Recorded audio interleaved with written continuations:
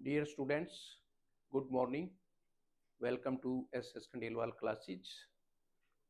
कई दिनों से आपके पास टेंसेस के वीडियोज आ रहे हैं और उम्मीद है ये आपको काफ़ी अच्छे से चीज़ें इसमें समझ आ रही होंगी और आपकी जो प्रिपरेशन है, चाहे वो स्कूल स्टूडेंट्स के हों और चाहे कंपटीशन की क्लासेज के जो है ना स्टूडेंट हों, सभी के लिए टेंसेस का नॉलेज होना ज़रूरी है और सभी के लिए हेल्पफुल रहेंगे। तो आज आपके सामने आ रहा है पास्ट कंटिन्यूस टेंस। और पास्ट कंटिन्यूस टेंस को पास्ट प्रोग्रेसिव टेंस भी कहा जाता है। Past progressive tense. और ये कहाँ आता है? जो कार्य भूतकाल में हो रहा था, जो कार्य भूतकाल में हो रहा था वहां पे ही आएगा।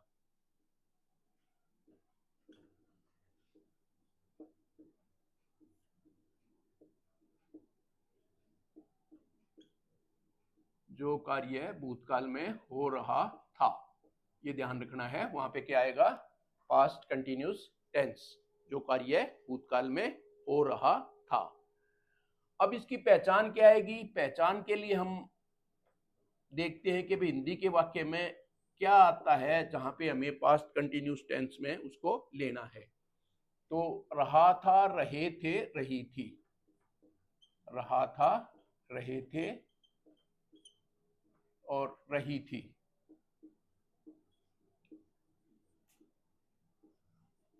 अब इसके अंदर और क्या चीजें आती हैं ये देखने की जरूरत है। सेंटेंस बनता कैसे है, उसका स्ट्रक्चर क्या होता है। सबसे पहले इसमें आता है सब्जेक्ट। सबसे पहले क्या आएगा? सब्जेक्ट। और फिर प्लस में आएगा वाज और वर्ब में से एक आएगा और plus V1 plus ING, verb की फर्स्ट फॉर्म प्लस है ING और प्लस में ऑब्जेक्ट और साथ में और कोई चीज है तो आगे वो आ जाएगी। यानी सब्जेक्ट प्लस वाज और वर्ब और प्लस में वर्ब की फर्स्ट फॉर्म प्लस ING और प्लस में ऑब्जेक्ट। ये इस तरीके से सेंटेंस बनेगा। अब अगर नेगेटिव है तो वाज वर्ब के बाद नोट आ जाएगा और अगर इंटेरोगेटिव है तो वाज और वर्ब पहले आ जाएंगे। और इंटेरोगेटिव और नेगेटिव है तो क्या होगा? वाज और वर्ब में से जैसे पहले आ गया और फिर यहाँ सब्जेक्ट और फिर प्लस में नोट आ जाएगा। अभी सेंटेंसेस लेंगे तब ये बात आपको पूरी तरह समझ आ जाएगी। तो ये चीज इस तरीके से हो गया। अब हमने देखना है वाज कहाँ लगता है और वर्ब कहाँ लगता है।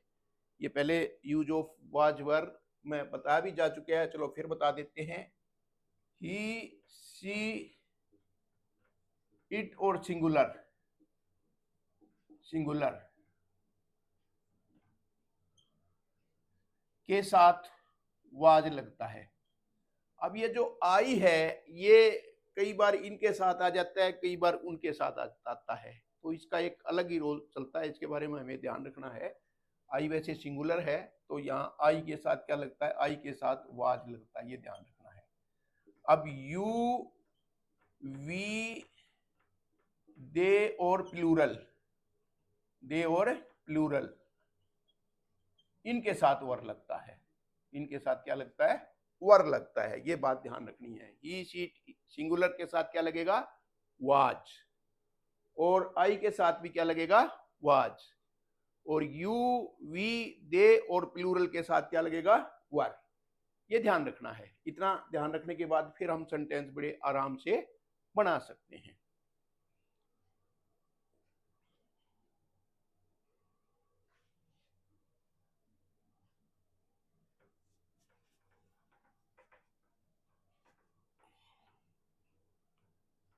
अब सबसे पहले हम देखेंगे इसका जो बिल्कुल सिंपल सेंटेंस होता है, भाई उसका जो एक सीधा सा प्रयोग होता है वो।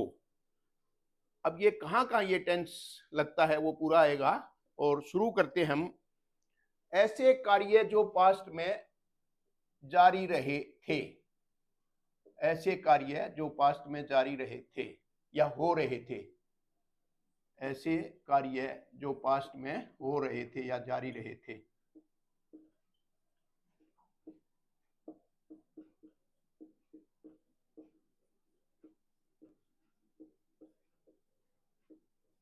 या यूं कह लो कि हो रहे थे, ये याद रखना है। वैसे तो इसका पूरा राइट अप हम आपको दे देंगे और पूरा इसको समझ लो।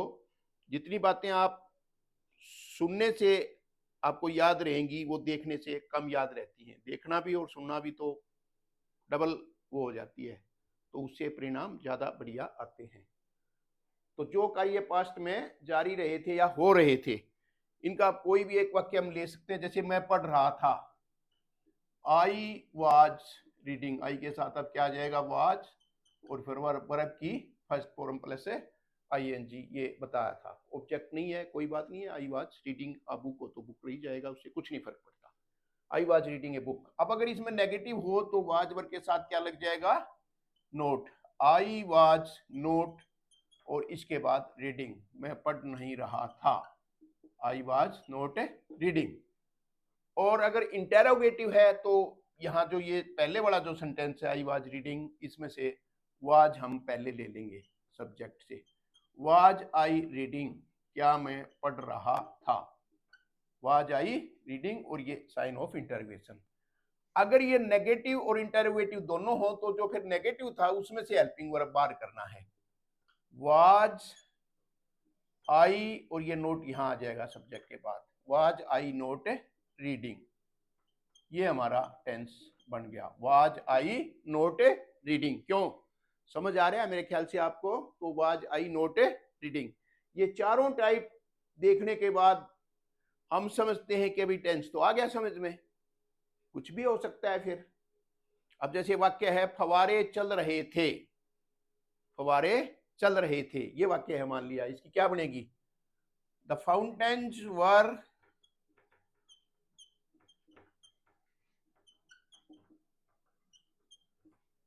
द फाउंटेन्स, बहुत सारे हैं, वर प्लेइंग। अब एक बात देखिए, ये अब फवारे चल रहे थे, अब इसकी इंग्लिश में क्या बनेगी, द फाउंटेन्स वर प्लेइंग। नलका चल रहा था, अब नलका चल रहा था तो क्या बनेगा, द टैप वाज रनिंग। ये तीन चीज मैं आपको बता रहा हूं, बहुत ही इंपॉर्टेंट है। अब चलना ही है वैसे तो, पर यहां इंग्लिश में अलग अलग आते हैं, देखिए आप। The tap was running. और अगर आपको ध्यान है भाई, कुआं जो होता है वेल, उसमें से पानी निकाल करके और पीते थे पहले, अब तो उसका सिस्टम चेंज हो गया है। कुआं चल रहा था, कुआं चल रहा था। अगर इसकी इंग्लिश हमें देखनी हो तो फिर क्या करेंगे, the well was working, the well was working. अब ये तीनों मैंने आपको बता दिए हैं, और ये आपकी वोकेबलरी के लिए भी, वैसे भी नॉलेज के लिए भी ये फायदा रहेगा आपको। The well was working, the tap was running, the fountains were playing. चलना है वैसे तो, और इसके जो इंग्लिश में वर्ड्स हैं इनके, वो सब में अलग अलग है। ये पहला प्रयोग है साधारण, भाई जो काम पास्ट में जारी रहे थे या हो रहे थे। अब नेक्स्ट देखिए इसका जो प्रयोग, आगे आगे जो आते जाएंगे वो बहुत इंपॉर्टेंट आते जाएंगे। तो पूरी वीडियो आप देखिए, तभी आपका पूरा इस टेंस के बारे में नॉलेज सही हो पाएगा, और तभी आप एग्जाम में जो क्वेश्चन आएंगे उनको सही ढंग से सोल्व कर पाएंगे। नेक्स्ट,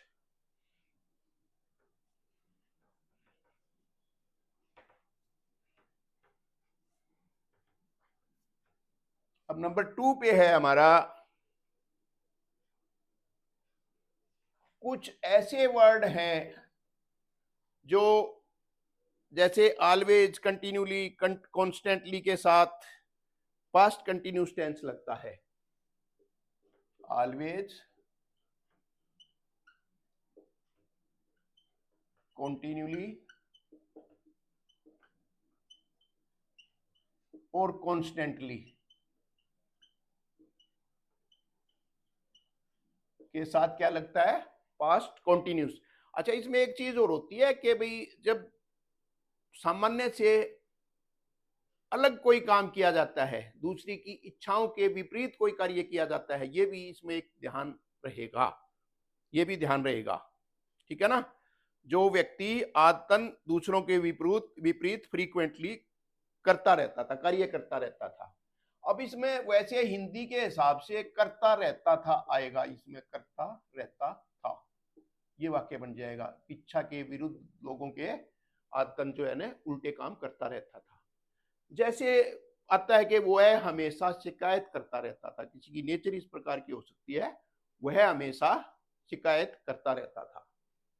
कैसे स्कूल में कोई डिस्कस हो रहा है कि भाई वो लड़का स्कूल छोड़ गया, तो पता नहीं क्या कारण रहे होंगे, तो कुछ बच्चे कहेंगे कि वो तो जी हमेशा शिकायत ही करता रहता था।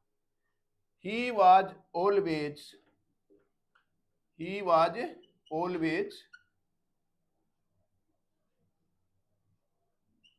Complaining. He was always complaining। और इसके बाद क्या है, वे हमेशा गली में चिल्लाते रहते थे। कुछ नोटोरियस टाइप बच्चे हो गए ना, जो भाई सही नहीं होते, वही ऐसा कार्य करते हैं। तो वे हमेशा गली में चिल्लाते रहते थे।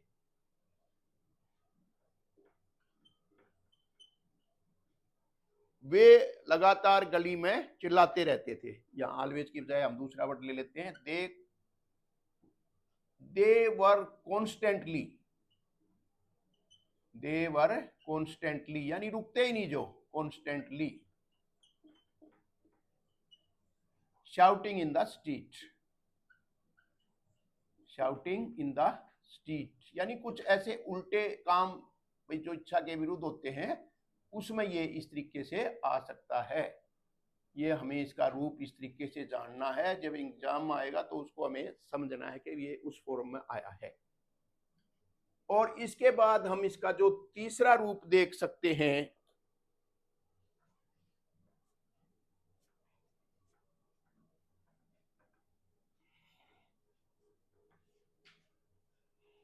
जब पास्ट में दो कार्य एक साथ हो रहे हैं तो दोनों में पास्ट कंटिन्यूस टेंस आता है। जब पास्ट में दो काम एक साथ हो रहे हों,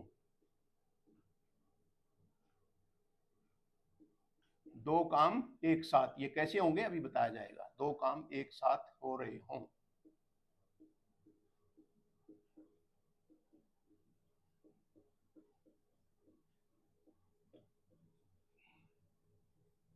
हो रहे हैं, तब कैसे आएगा।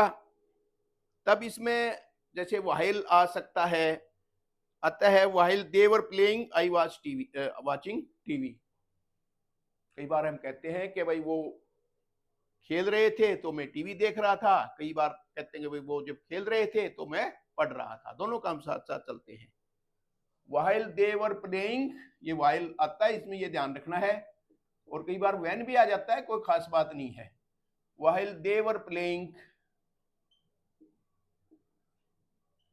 While they were playing I was watching TV, या आई वाज रीडिंग, मैं पढ़ रहा था। While they were playing I was reading. कई बार खुश होकर बताते हैं कि जी वो तो खेल रहे थे, मैं पढ़ रहा था। ठीक है ना। तो while they were playing I was reading, इसका ध्यान रखना है। दोनों प्रेजेंट पास्ट कंटिन्यूस में ही बनेंगे। वी वर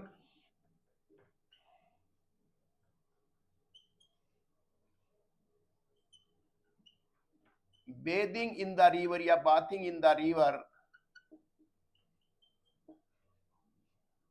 हम नदी में स्नान कर रहे थे। कब स्नान कर रहे थे? जब बारिश हो रही थी। ठीक है। We were bathing in the river when it was raining, ये व्हेन यहां आ गया। और वाइल भी आ सकता है, कोई दिक्कत नहीं है। व्हेन इट वाज रेनिंग, जब बारिश हो रही थी तो हम नदी में स्नान कर रहे थे। ये ध्यान रखना है ऐसे वाक्यों का। और ले सकते हैं। एक देखो बड़ा कमाल का वाक्य है कि जी रोगी तो मर रहा था और नर्स जो है मिठाई खा रही थी। कई बार गुस्से में आकर के हमें उल्टा महसूस होता है, भी दो काम साथ साथ हो रहे हैं तो वो दोनों प्रेजेंट पास्ट कंटिन्यूस में ही होंगे। क्या वाक्य बनेगा? The nurse was eating, the nurse was eating sweets, the nurse was eating sweets. Nurse जो है ना मिठाई खा रही थी। और दूसरा क्या बनेगा? When the patient was dying, या while the patient was dying. When the patient was dying, जब रोगी मर रहा था तो नर्स क्या कर रही थी, मिठाई खा रही थी। ऐसे वाक्य जो है ना दोनों पास्ट कंटिन्यूस में ही बनेंगे। कितने हम बना सकते हैं? while they were playing I was watching TV, while they were playing I was reading, I was watching TV, ये आ चुका है। तो कितने हम कर सकते हैं, इसमें कोई दिक्कत नहीं है। ठीक है, while I was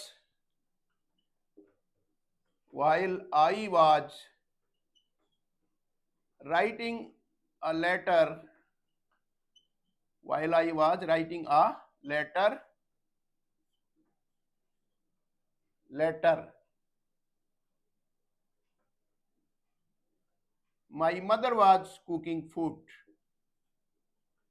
my mother was cooking food, यानी जब मैं पत्र लिख रहा था तो मेरी माँ खाना बना रही थी, कुकिंग फूड। ये तीसरी टाइप हमारी आ गई है कि जब दोनों ही वाक्य है और दोनों ही काम एक साथ हो रहे थे पास्ट में, तो उसमें दोनों में ही पास्ट कंटिन्यूस आता है, ये हमने ध्यान रखना है।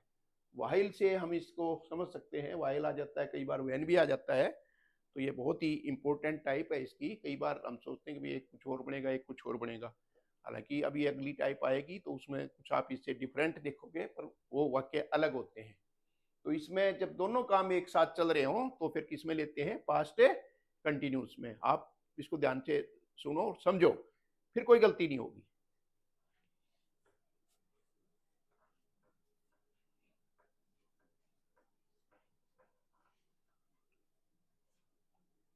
अब इसका जो फोर्थ है, जब कोई कार्य जारी था और उसी समय कोई घटना घटित होती है, ये बड़ा इंपॉर्टेंट है। देखो, जब कोई कार्य जारी था,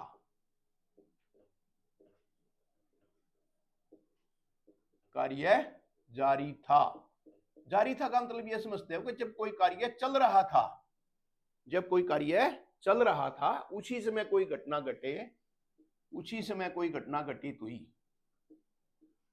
और उसी समय कोई घटना घटित हुई,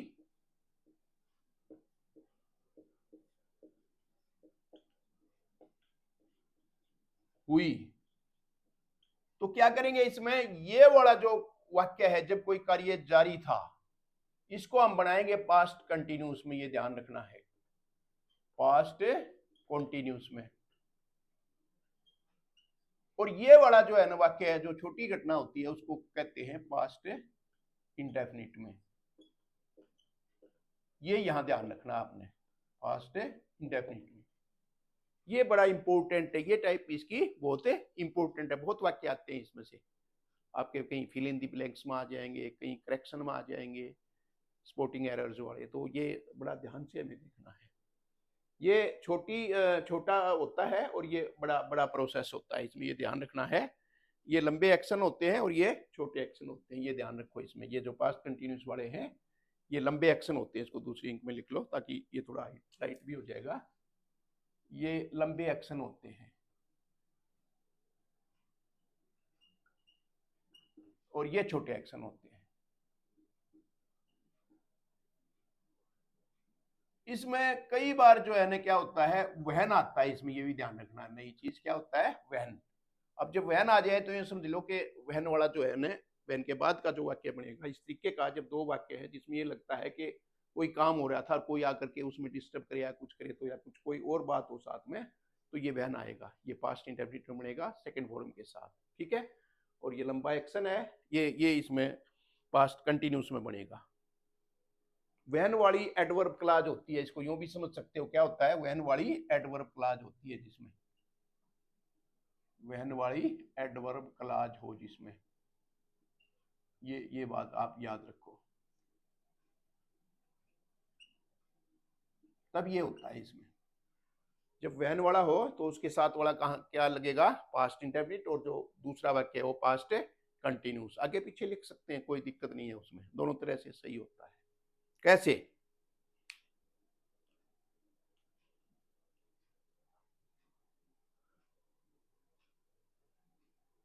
मैं पढ़ रहा था जब टेलीफोन की घंटी बजी। मैं पढ़ रहा था जब टेलीफोन की घंटी बजी, या जब टेलीफोन की घंटी बजी मैं पढ़ रहा था। यानी मेन काम तो क्या था, पहले काम क्या हो रहा था, पढ़ने का, वो ध्यान रखना है, पहले वो चल रहा था काम। तो I was reading, I was reading,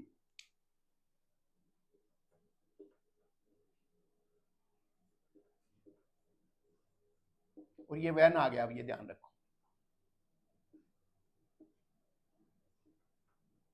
I was reading when the telephone, क्या लिखेंगे, आई वॉज रीडिंग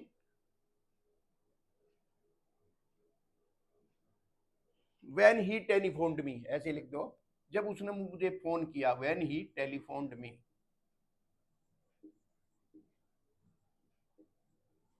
ये वाक्य आ जाएगा। अब देखो, ये इस तरह से भी ले सकते हैं हम, वहन पहले भी ले सकते हैं, कोई दिक्कत नहीं है, तब भी ये यही पास्ट इंडेफिनिट में आएगा, व्हेन ही टेलीफोन्ड मी, जब उसने मुझे फोन किया, मैं पढ़ रहा था। इस तरीके से भी इसको यहाँ भी ये वाक्य ले सकते हैं। कहीं ये सोचो कि भाई इसमें इसमें पहले आएगा पीछे आएगा, ऐसा कुछ नहीं है। When he telephoned me, when he telephoned मी,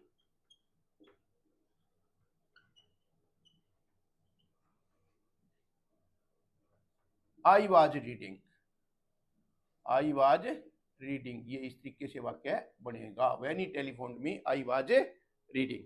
तो दोनों तरह से सही है, कोई दिक्कत नहीं है। व्हेन वाला जो पोर्शन है, जो उसके मेन कार्य के बाद हुआ है, या बीच में छोटा वाक्य है, when he telephoned me I was reading, इसमें और वाक्य हो सकते हैं। अब व्हेन भी आ सकता है, व्हाइल भी आ सकता है। कैसे, व्हेन या व्हाइल दोनों, देखो व्हेन या व्हाइल।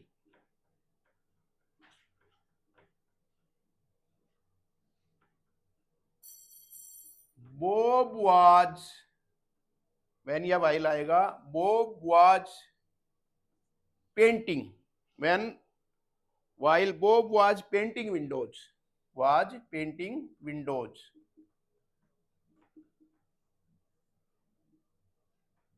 जब वो खिड़कियों के ऊपर पेंट कर रहा था।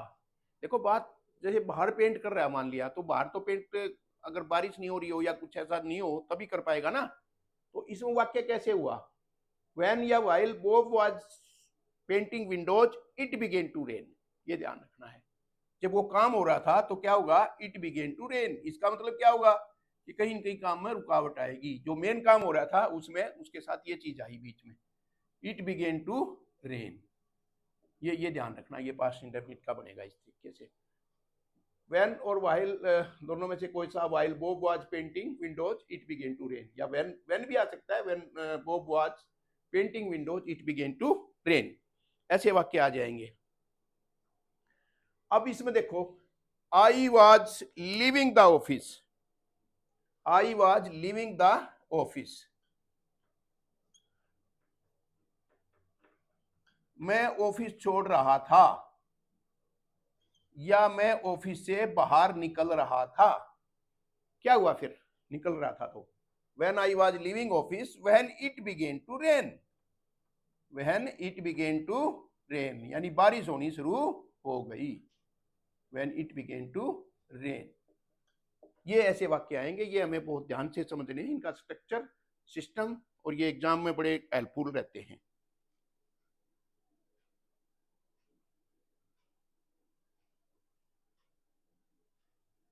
कई बार क्या होता है, the phone ring, the phone ring while I was having dinner, और व्हेन भी आ सकता है जैसे उधर। तो दोनों में ध्यान रखना है, जो मेन काम है वो पास्ट कंटिन्यूस में, जो साथ में छोटा सा काम होता है वो पास्ट इंडेफिनिट में। व्हेन और व्हाइल दोनों ही आ सकते हैं, दोनों तरफ से। बाकी व्हेन के साथ जब आता है तो मोस्टली पास्ट इंडेफिनिट का होता है।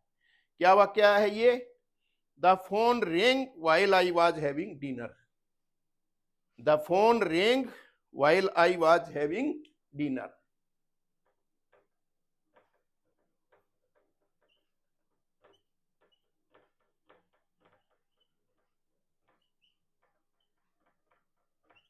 while I was having dinner, जब मैं डिनर ले रहा था तब टेलीफोन की घंटी बजी।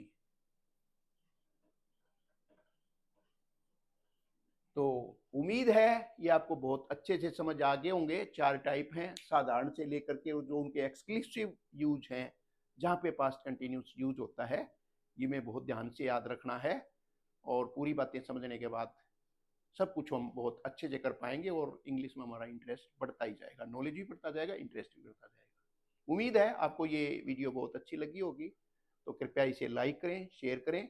और जो स्टूडेंट्स चैनल पे नए हैं वो कृपया जो है ना चैनल को सब्सक्राइब कर लें, ताकि आने वाले वीडियोज उनको समय पर मिलते रहें और उनकी तैयारी बहुत बढ़िया ढंग से होती रहे। Thank you.